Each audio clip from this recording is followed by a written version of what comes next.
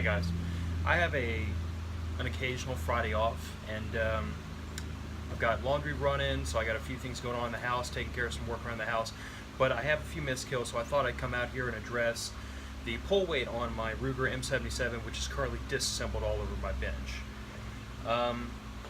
If y'all check Instagram, I'll put a link in the description. I kind of made my own homemade trigger pull gauge, or trigger pull weight gauge. It works, it's repeatable, and I've got this thing breaking at about 5 pounds 2 ounces, all factory, never had work done on it. And I'd like to see if I can lighten that up a little bit. Now, I will start off by saying that I'm not a gunsmith. I'm taking this into my own hands, and because I'm taking this upon myself to do this work, so bring it to a qualified gunsmith, there are certain limitations I'm placing upon myself. Like, I'm not trying to change any angles, I'm not trying to remove material, I'm not trying to do anything that I'm uncomfortable doing. But what I do think the average home gunsmith could pull off is to smooth out a trigger pull and knock a little bit of weight off with just some polishing. So to that end, I've got a sheet of 600 grit automotive grade sandpaper. I've got some 1500 grit here on the bench. I'm using a file as my my known flat surface, because it should be perfectly flat. I don't trust my my plywood benchtop to be perfectly flat, but I think we can trust a file to be perfectly flat. If you have a piece of bar steel lying around, that'll do the same job. If you have say a straight edge like a ruler, that should do it too. But you want to make sure you're working with a perfectly flat surface. Wrap the sandpaper around it and hold it tight, secure it, that way it's perfectly flat and level. And you want to pay attention to make sure that you're not changing the angle of the pieces you're working on. All those angles are there to ensure that your gun is drop safe. I don't want to mess with that. A qualified gunsmith probably would and could get better results than I can, but I want to see what I could do here at the house. So I have a starting weight of 5 pounds 2 ounces, very repeatable. I took 1 ounce off of the rig and put it back on. It wouldn't break the trigger. Add that ounce and it pops regularly. So 5 pounds 2 ounces is where I'm starting.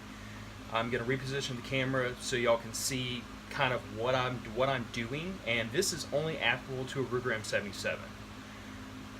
What portions of the trigger pack you polish, or the sear, or anything, or the hammer, will depend on what firearm you're messing with. I've done pretty similar work to this on a lot of the triggers in my guns, in my rifles at least. Handguns I don't mess around with too much because I just don't have the experience tearing down handguns that I do rifles.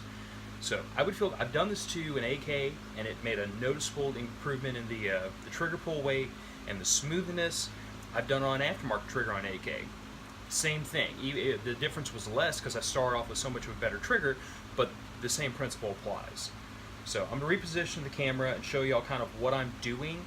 I would advise everybody right now that if you are not comfortable tearing apart a firearm, and if you're not fully prepared to do all the safety checks, make sure your gun's still drop safe, don't do this. Bring it to a qualified gunsmith. But if you're a home tinkerer, if you're mechanically inclined, if you're patient and you go slow, I think you can do this. So let me reposition the camera. I'll show you what I've got. Alright, now like I was saying, I've got my file here on the bench just to make sure that I have a good flat surface. I've already done this with some 600 grit just to get the worst of this done. This is the piece I'm working with right now. It's the trigger, and this surface right here is what actually presses up against the sear. When I start off, it was noticeably rough to the touch. Like, you could feel machining marks across the face of it, which is just, all that's adding up to additional weight. And I don't know if the camera can pick this up, but if the light hits it just right, you can still see the vestiges of those original marks across the face. They run laterally from left to right, or from left to right.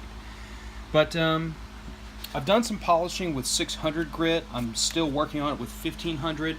I'm making sure that I press flat down on the file when I start to make sure I'm not changing that angle, and I'm just little at a time running it back and forth, stop every now and then and make sure that I'm still pushing straight down and flat.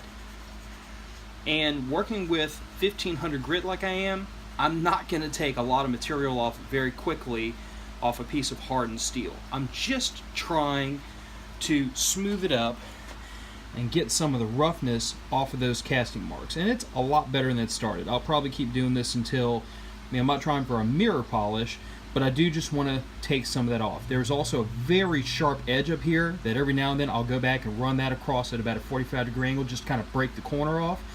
But this surface up here is actually at a bit of an angle, and a qualified gunsmith would normally knock that down parallel and then put a bevel on it, and I don't want to do that.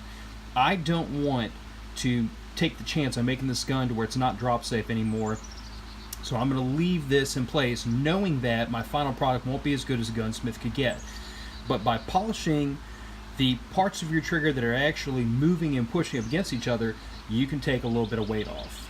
Just a little bit at a time. I'm also going to do a little bit of work on this edge, this ledge right here, which is where the sear engages on the striker. That is, best I can tell, damn near unfinished surface. It's not horribly rough, but I mean, it still has the factory coating on there. So I think a little bit of polishing on that could probably yield some good results. I'm going to use the same method, except I'm going to take the file, wrap sandpaper around it, secure this in a vise, in a padded vise, and make sure I match that angle and just smooth it up a little bit. And when we're all done, we'll see where we wind up.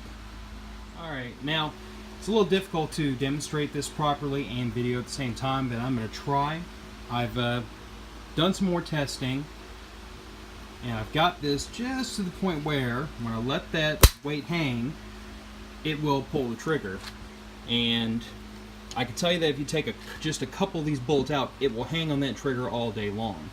Now, I've got my scale zeroed out. We start at 5 pounds 2 ounces, and right now we're at 4 pounds 12 ounces. So for those of you that don't math too well, that's a 6 ounce difference in the trigger weight, and no aftermarket trigger, no springs, no monkeying around, just polishing. Just some sandpaper and a little bit of elbow grease.